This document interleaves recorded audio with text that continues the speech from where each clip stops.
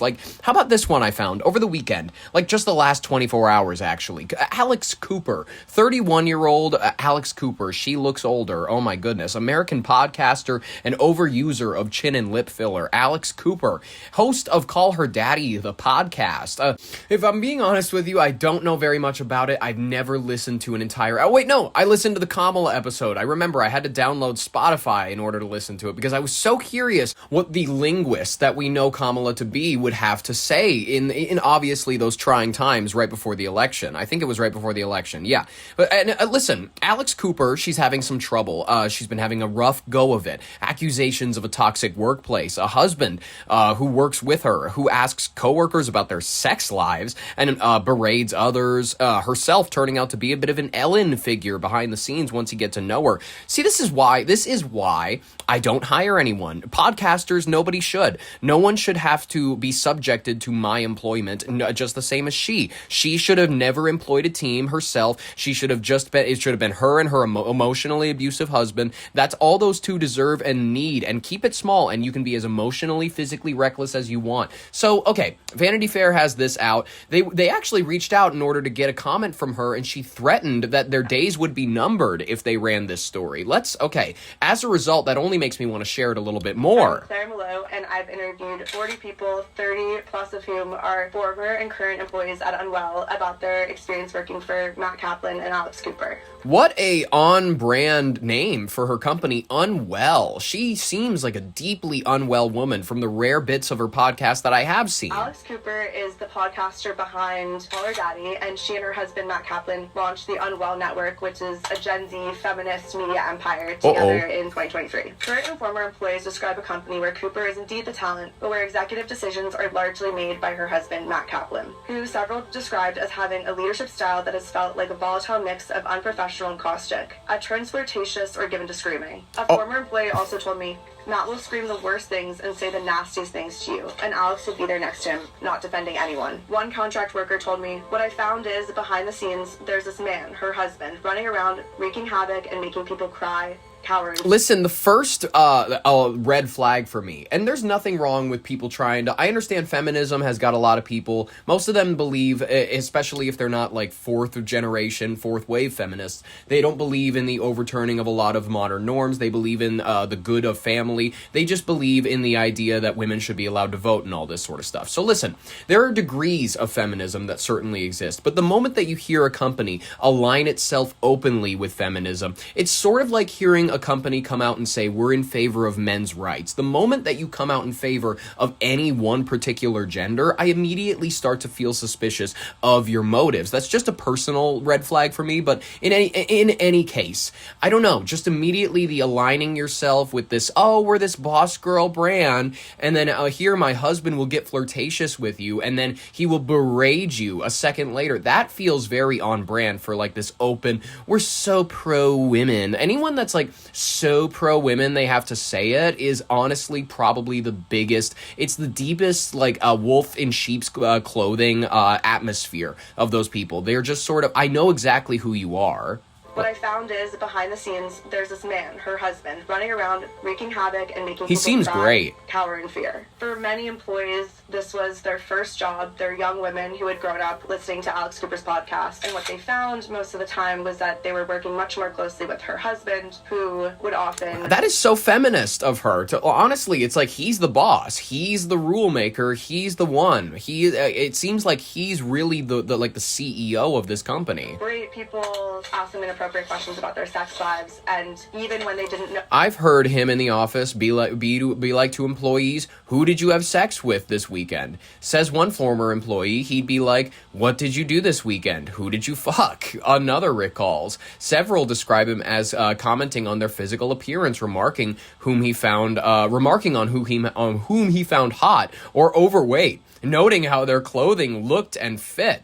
Wow. Others describe instances where they felt Kaplan stared at them too long, or had when a hand on a thigh or the back of the neck had lingered. Exactly where the line was. They often left feeling like there was a line crossed. Amidst my reporting, Vanity Fair received a letter from the attorney Brian Friedman on behalf of Cooper, Kaplan, and Unwell.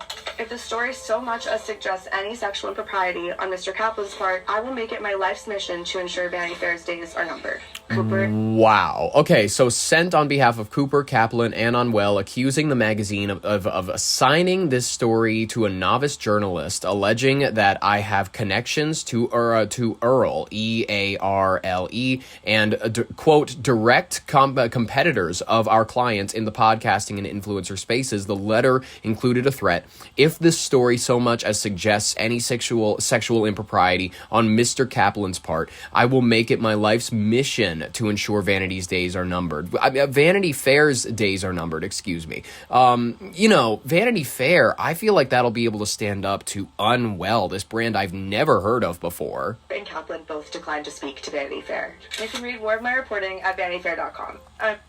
I would insist that you do, but listen, let's give Cooper the chance. Listen, she seems like a cunt, but listen, I don't want to be the type to not listen to women. I'm the type of person to say that Ghislaine Maxwell deserves her day in court and maybe to be free. Like, listen, we have to listen. We have to take all things into consideration. She just bleeds innocent woman to me. She wants to save the planet. If we let her out, I think that she'll just go back to saving the oceans or some shit. There'll be like pictures of her on Instagram every day, like cutting those 6-pack rings off of like a seagull's neck, something like that. And I think if we give Alex Cooper the same opportunity, I think she will also prove to be just as much a servant to society. So, call her daddy host, an entrepreneur. I love the way that the Wall Street Journal calls her an entrepreneur. Alex Cooper has responded to the allegations of a toxic work environment at her media company Unwell. Let's give her the floor, ladies and gentlemen. Listen to women.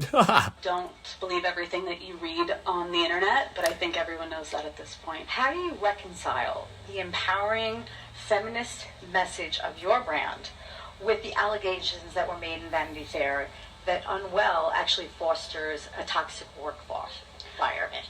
Great question.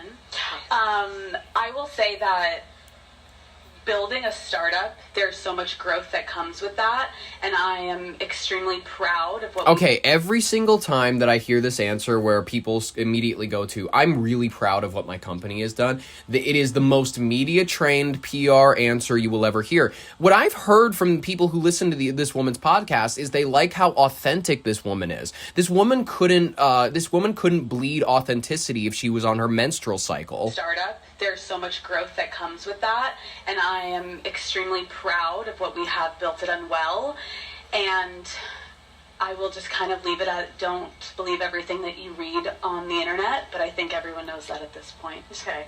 There is clearly some employees that feel some way. Are these allegations, you think, a statement more about how this generation of employees' expectations have just changed, or do you think... Oh, they don't want to be asked about their sex lives at the workplace by the husband of the supposed feminist icon? I mean, they definitely, I think Gen Z, I guess, maybe has different expectations of the workplace. They don't want to be sexually harassed when they walk into the office. Of employees, expectations have just changed. Expectations have just changed. Or do you think you have the real problem? I think that we have done a really incredible job at Unwell, and I think if you walk the halls, there are so many people that are so happy to work at this company. I'm sure they are. I think, unfortunately, being a woman in this industry is extremely difficult because you're... Whoa. The accusations were, kind of around the idea that you were a bit of a cunt, but guess what? We did that to Jimmy Fallon. Everybody knows he has a drinking problem. Everybody's known that since his days at SNL, and people still accused him of having an unfair, like a kind of a bad work environment where it's like there's good Jimmy days, there's bad Jimmy days. People get this scrutiny when they're public figures. I'm sorry that you're a public figure, and I'm sorry that you have a media empire where you employ people now, but now there's a degree of like holding your feet to the fire to see if you react whatsoever, and you're reacting very poorly. There's an angle of sexism to this. Your husband is, maybe there's like a sex angle to this, not sexism, but there's definitely a sex angle to this because your husband is interested in other people's sex lives. That is definitely maybe a little bit of a thing, but she's going to pivot. She's going to go, nope, this is the Hillary Clinton loss because of sexism angle.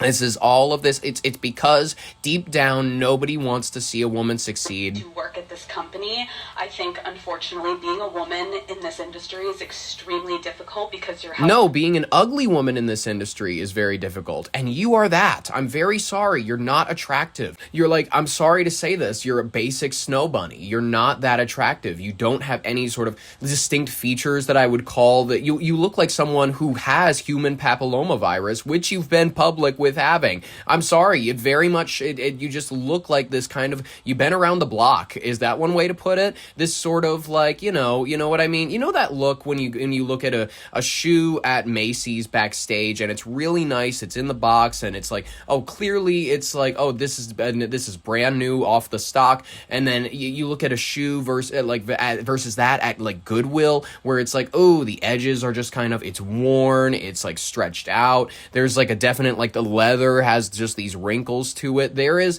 a different effect with your presence in a room versus like, I'm not going to use any particular words, but like a cleaner looking woman. I'm sorry to say it. You look like a car with quite a bit of mileage on it. Is that one way to put it? I think you look a certain way. I'm just gonna put it that way, Alex Cooper. This company, I think, unfortunately, being a woman in this industry is unfortunately, yes, difficult because you're held to a complete different standard. Whether it's a smear campaign being created for someone's narrative, whatever it be, like, I think when you read lies about yourself to fuel something else that is... This is 40 people that worked for you's narrative? Whose narrative is this? Obvious situation going on. It's hard, but I think the reason that I've had success in this industry is I have really thick skin, and... It shows. You got this, like, lizard skin. I'm gonna keep pushing forward. I'm proud of you, Alex Cooper. You can continue forward. You can continue forward being the woman icon we all know you to be. We love you. I will continue to listen to Call Her Daddy as often as I have been in the past.